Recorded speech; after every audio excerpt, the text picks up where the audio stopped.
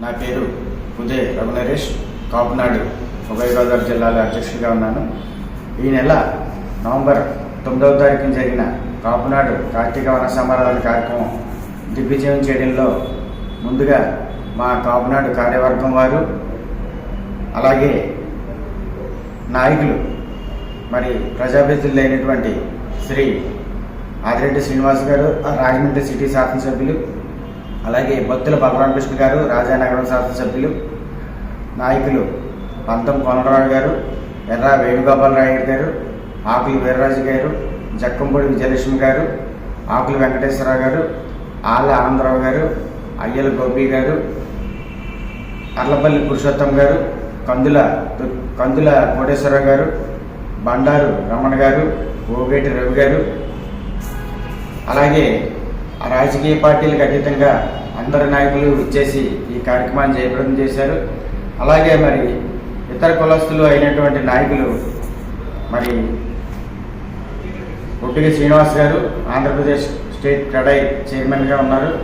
అలాగే మేడపాటి షర్మిలారెడ్డి గారు X RUDA chairman, అలాగే జనసేన పార్టీ రాజమండ్రి ఇన్ఛార్జ్ ఆనందశ్రీ సత్యనారాయణ గారు, వీరందరికీ కూడా పేరు పేరున నా ధన్యవాదాలు, మా కార్యవర్గం తరఫున కృతజ్ఞతలు తెలియజేసుకుంటున్నాను.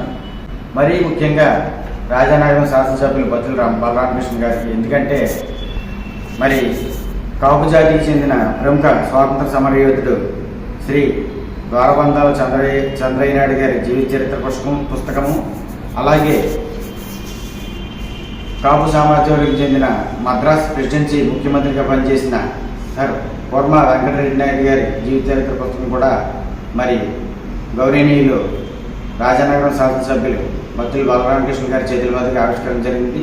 మరొకసారి నా తరఫున, మా కార్యవర్గం తరఫున బొత్తుల బలరామకృష్ణ గారికి ప్రత్యేక ధన్యవాదాలు తెలియజేసుకుంటూ, మరి భవిష్యత్తులో ఎప్పటిలాగే గడిచిన 6 సంవత్సరాలుగా మా దేవి చౌక్ కాపునాడు కార్యాలయం ద్వారా పలు సేవా కార్యక్రమాలు చేస్తూ వస్తున్నాం. అలాగే సేవా కార్యక్రమాలు చేసుకుంటూ మరి రాబోయే రోజుల్లో కూడా మరిన్ని ఉన్నత కార్యక్రమాలు చేపడతామని తెలియజేసుకుంటూ, వీరందరికీ కూడా మా కాపునాడు తరఫున కృతజ్ఞతలు తెలియజేసుకుంటూ, మరి భవిష్యత్తులో కూడా మేము ఈ పెద్దలందరి సహకారంతో, సూచనలతో, మరి కొంతమంది పెద్దలను సలహాలు సూచనలు చేశారు.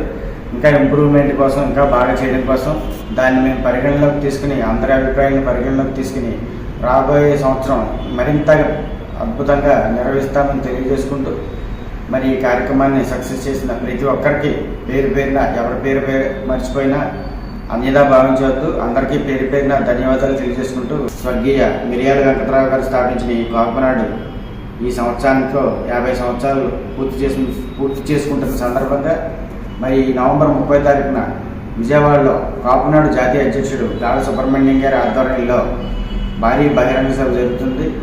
అందరూ మన కాపు సామాజిక వర్గాలందరూ కూడా ఆ సభను జయప్రదం చేయవలసిందిగా కోరుకుంటూ సెలవు తీసుకుంటారు. రఘునరేష్, అధ్యక్షులు, కాపునాడు, ఉభయ గోదావరి జిల్లా.